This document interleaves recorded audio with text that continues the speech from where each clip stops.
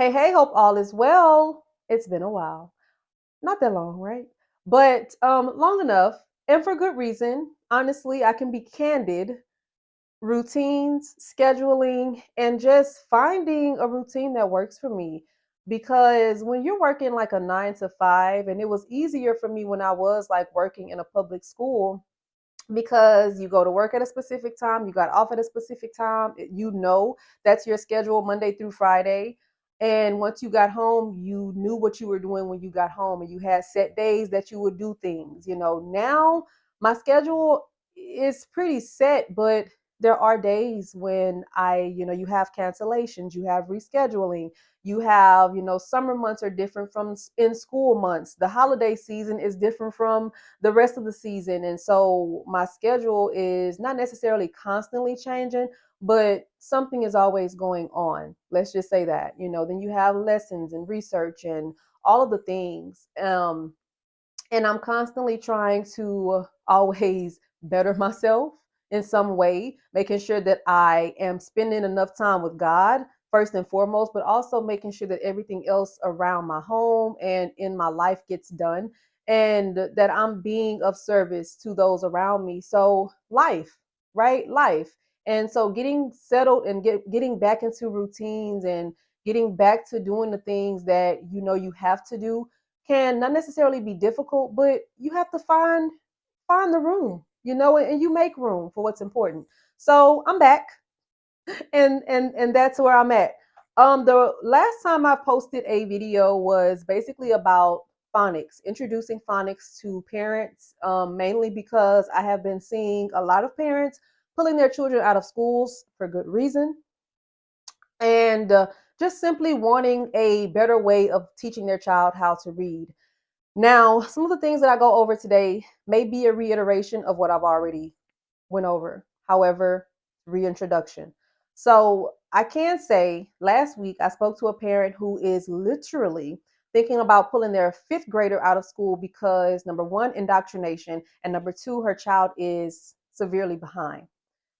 I agree with pulling your child out of school. I'm pretty sure anybody who has watched any videos on this channel understands that I am definitely for homeschooling your child, especially when you want to teach the Bible and make sure that your child has morals and values. And so after I spoke with her, it kind of just put a lot of things into perspective, because then after that, it was just like I started seeing articles and more videos on other parents who were thinking about doing the same thing. So to hear that the parents are pulling their children out of the schools, homeschooling their kids a little bit more now, puts a lot of things into perspective for me, because I understand why God has me doing what He has me doing, you know, and I can help others because not only am I also teaching the children how to read, but I'm researching it, I'm writing about it, I'm understanding what phonics truly is.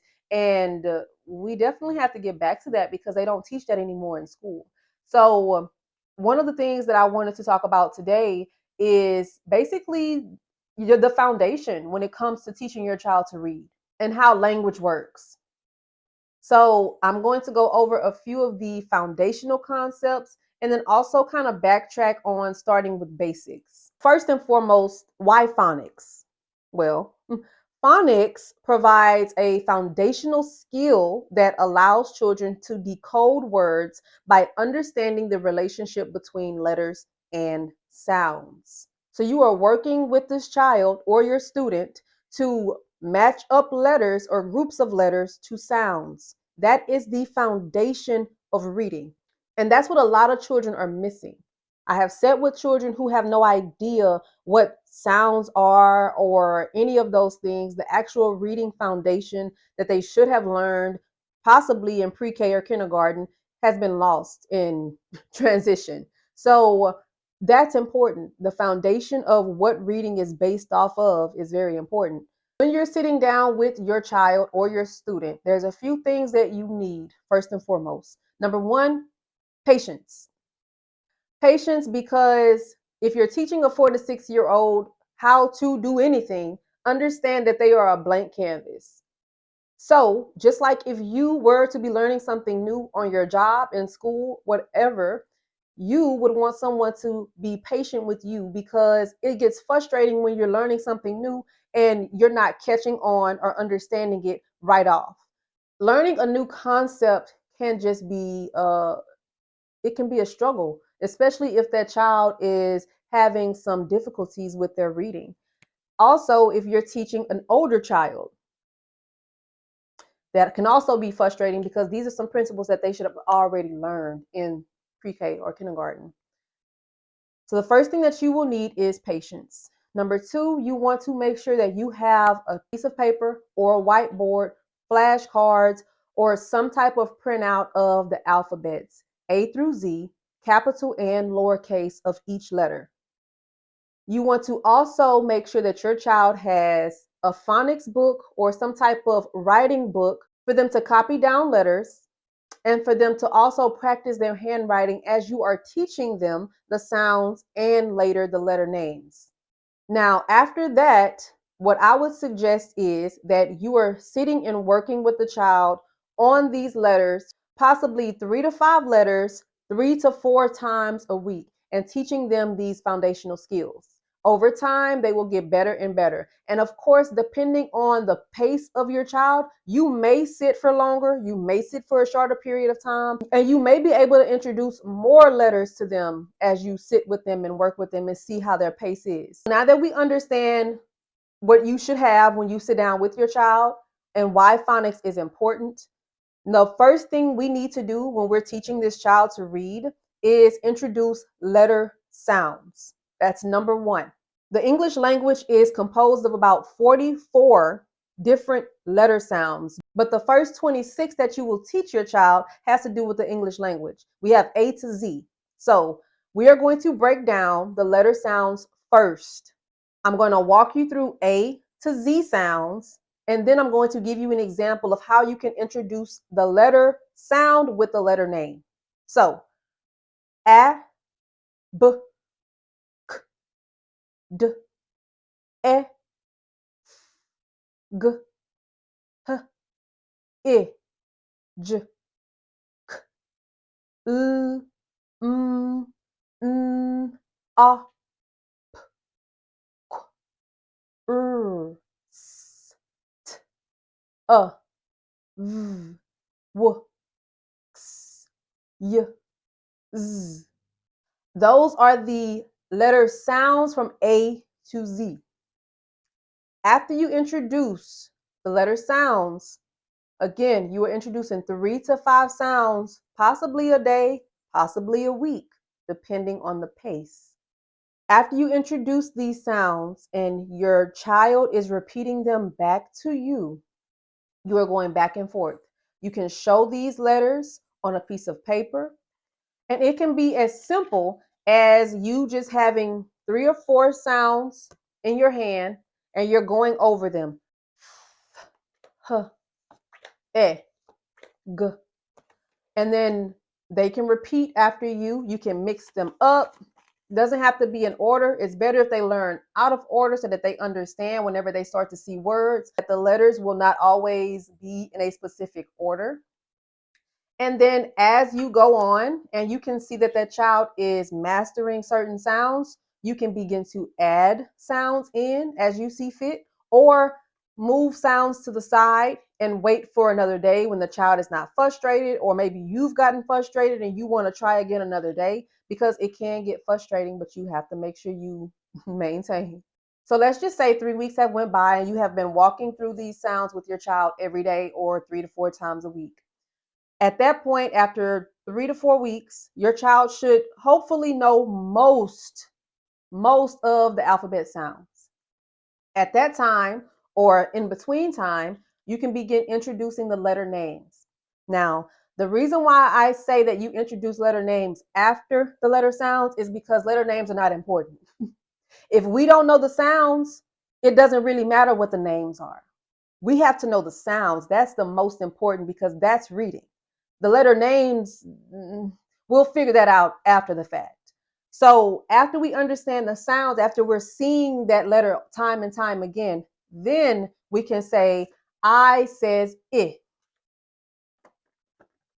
K says K, L says and then begin walking through the names with the sounds. But you want to introduce the sounds first and then introduce the names. As you are introducing the names, this is mostly where your handwriting book or notebook is going to come in, because as you're introducing the names, your child is starting to look at this K, which means now your child needs to practice writing this K or this letter that you have for the week. The letters that you work on for that specific week are the letters that your child should be writing in their handwriting book. If you're working on C, D, E, and K, your child should be writing in their handwriting book E, C, D, and K for that week. Whatever you're working on with the sounds and the letter names is what your child should be writing. It gives them more practice, and it helps them to see what they're writing and also be able to say the names and understand the concepts all together. It'll all start to make sense to them, especially if this is something that you're introducing to them. Now, we're building here, because the first thing I said was you have to have patience. Number 2, we have to make sure your child has the necessary supplies, the handwriting book, pencil, etc. You have a phonics book, a lesson plan, an idea of what you're doing. Then we're introducing our letter sounds for a few weeks. Then, as we're introducing our letter sounds, we're introducing our letter names. As we're walking through letter names, we're showing that child this letter and we're saying this is a K, this is a M, this is a N. Now I want you to start writing these letters down, and we're writing them out of order. We're writing them out of order because you should be able to shuffle these cards or write any letter on a board or on a piece of paper, and your child should know that letter. It shouldn't just be memorized from A to Z. It should be out of order. So you should be able to show them X, and they should tell you X says X. If you show them F, F says F. And they should be able to tell you what an F looks like, and also show you on a piece of paper, or in their handwriting book, this is what an F looks like. If you purchase a handwriting book, most of the books will begin to show your child how to write the letter. You can also break it down yourself. What I do with my students is I get a whiteboard or a piece of paper, and I show them as I'm writing the letter, and they follow me. I give them arrows, I give them dots, whatever it is that helps them, and they'll copy me, and then I'll show them. Sometimes I'll have to kind of guide their hand as they write so that they can see what it looks like, but over time it will stick. The concept does stick with them. After we have introduced the letter sounds, the letter names, the shapes, we're ready to blend. You begin to blend with 2 letters. We blend with vowel consonant first. Why? Because vowels are easy to stretch. It's easier for us to say app than it is for us to say b or ba. It's easier for us to say ep or ip, up, than it is for us to put a consonant in front of the vowel. We want to start with the easiest thing first and then work our way to the harder concepts because they're learning. So VC means you are going to put a vowel in front of the consonant, which is going to look like this. You can start with AP, EG, IP, OG, and that child can blend those sounds. Now remember, I said 10 to 15 minutes, 3 to 4 times a week. If you give this child 6 blends to be able to sound out, you may think that that's something that should take only maybe 2 or 3 minutes. This could end up taking 15 to 20 minutes, especially if the child is slowly beginning to blend. Over time, you can begin to add in other blends, but it's best for you to pace yourself and to pace your session or pace your time that you have with your child. After you have VC blends, then you are going to work your way to consonant vowel blends, which is going to be the BI, BA, FE, FI, meaning you are going to put a consonant in front of the vowel, which is going to be a little harder for them to blend with their mouths, but they are going to understand it after a certain point. So remember, get all of your supplies together. Have patience. Allow the child to understand the sounds, understand the names, understand the shapes of the letters. While you're teaching them this, they should be writing in their handwriting books to get the concept. You are going to, after that, begin to introduce your blends, your vowel consonant blends first, then your consonant vowel blends next. After all of this is down and you feel like this child is pretty much mastered blending, then you introduce CVC words, which are consonant vowel consonant words. Those are your words like cat, dog, hat, cop, those 3-letter words that your child can begin to see and read once they've kind of gotten that concept down. As you're introducing this concept, they're blending these 3-letter words together. You have words like rag, pig, all of these very interesting words. Now, what I have done is put all of these words pretty much on some type of card and laminated it. I have several more cards that I need to cut out, and this is just a little bit basically. But they're helping one of my students right now to kind of get the concept of fluency, which is the reading pace and understanding the words at a quicker pace as they read.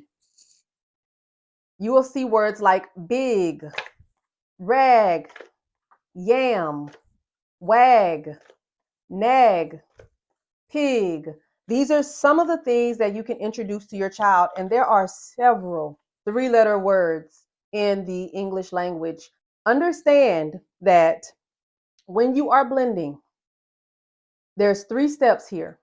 We are going to sound ag, blend nag, then say nag. Sound first, blend next, say last. Meaning you are breaking down the sounds first, you are blending the sounds together. Lastly, you are saying the word. Okay? Understand that letters have sounds. Okay? Those sounds form words, and those words have a meaning. So once you begin to introduce your 3-letter words to the child, they're going to begin to see that these words that they see actually have a meaning to it. So whenever you put the words together like dog and wag, then the child is going to start thinking in their head. Critical thinking skills are going to start coming into play. Well, the dog has a tail. The dog wags its tail. Then they are going to begin to form the sentences, and the grammar should start rolling in because they're going to understand certain things from a real world perspective. They already know what dogs are, cats, hats. Most of these 3-letter words are going to be words that your child is probably already using in their vocabulary, but they just probably don't understand the concept of reading. But once you start to introduce the concept of reading to them, then everything else is going to flow together. And as you begin to see them truly read those 3-letter words, you can begin to ask them to isolate letters such as, what are the sounds in wag? Your child should say w, a, g. You can ask them, what is the first sound? W. That's isolating a letter. You're taking a letter out of the word and having them to recognize what it is. What is the last sound? G. What is the middle sound? A. They have to start recognizing those things. Or manipulating words, meaning or manipulating sounds, meaning you can say, what word is this? Wag. Okay. Can you change the middle sound to an I instead of an A? Then the child should say wig, wig. You're manipulating the sounds in the words to form new words. You can delete sounds. Take out the w. What does it say? Ag. You can add sounds. Okay. Can you add an S sound to the end of wag? Wags. So you begin to start to manipulate, delete, add, substitute sounds for other sounds within these words once they get the concept of reading. One thing that I have found, especially with working with 4 and 5 year olds, is once they start to read, there's an excitement within them that you just cannot believe. They're happy because they like learning, at especially at that age. They really like to learn, especially when you make learning exciting for them. And then they start to piece two and two together.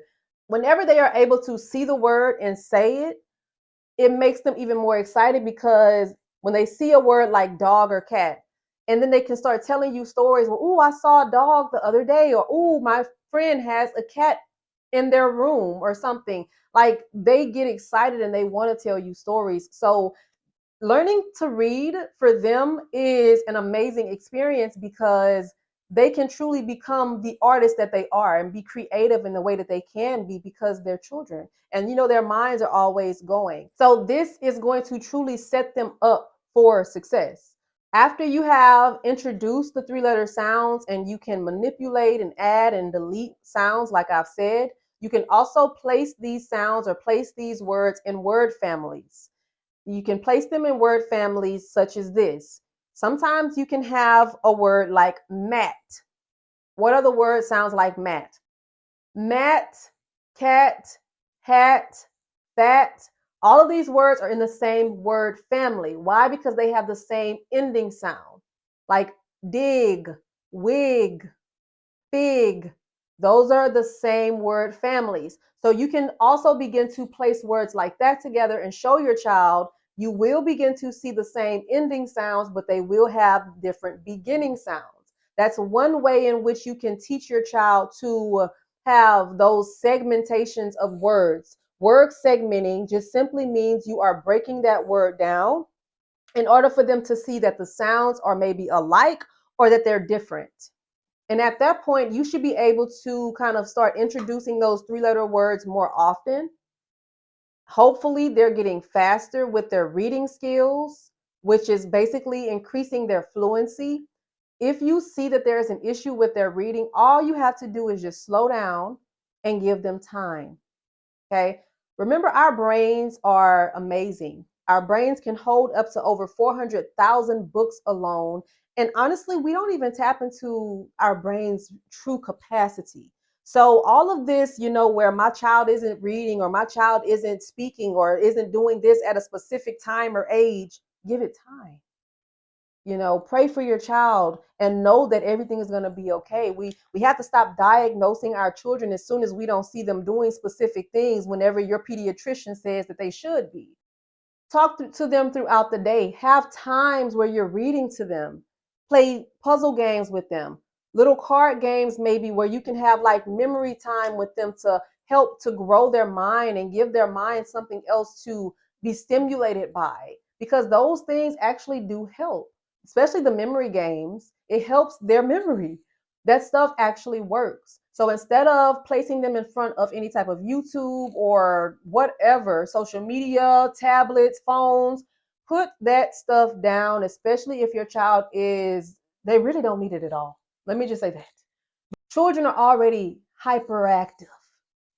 They don't need anything that's going to make them even more hyperactive. So sitting them down, having that quiet time, and allowing them to be kids is the best thing you can do for them. Introducing this stuff is also going to help you in the long run, whether you're a parent or a teacher who is just trying to figure it out. It takes time. It can be frustrating, especially if you're sitting with the same child over and over, going over the same concept. But trust me, they are getting it. They're getting it. They may not be getting it at the pace that you think, but they're getting it. So to recap, you're sitting down, you have patience, your child has the supplies that they need, you are introducing your letter sounds, your letter names, your letter shapes. Your child is writing these things down as you're going over them. Next, you're introducing your two-letter VC blends or vowel consonant blends. They're getting into the groove of that. You're introducing consonant vowel blends. They're understanding that concept. You feel like they've mastered it. You're moving on to your CVC consonant blends. Okay. Now, After after you have moved into your CVC consonant blends, they're reading, you're increasing their fluency before you introduce sight words to them, before you introduce books to them. You're increasing their fluency and helping them with their reading and their blending. Because remember, we sound out the sounds, we blend the sounds, we say the word. Sound, blend, say. If you continue on with that concept, your child will be reading in a short period of time. But you have to be very consistent. After this, then you'll be able to introduce other steps to your child. But this is the basics, the foundational principles of what you should be introducing. I have been working on 2 workbooks over the past 9 months, really. And I'm finally pretty much done after editing and all the things to where I can post the link and really allow you guys to see how walking through these things, walking through the concepts can help your child. There are lessons in both of the books. One of the books is literally learning to read basics from the alphabet chart all the way to blending your 3-letter words and word families.